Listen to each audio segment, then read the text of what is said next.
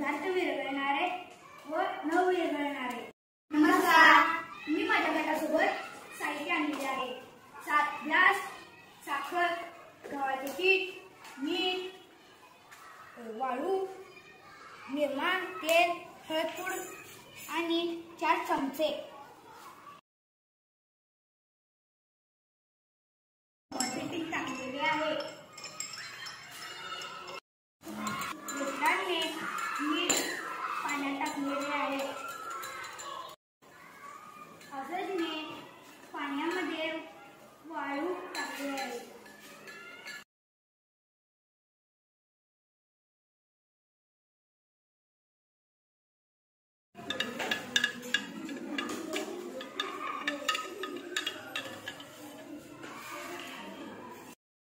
साखर पाण्यात विरघळते, गव्हाचे पीठ पाण्यात विरघळते, मीठ विरघळते, वाळू पाण्यात तरंगत, हळद पाण्यात विरघळते, धन्याचा सोडा पाण्यात विरघळते आणि तेल पाण्यात तरंगते।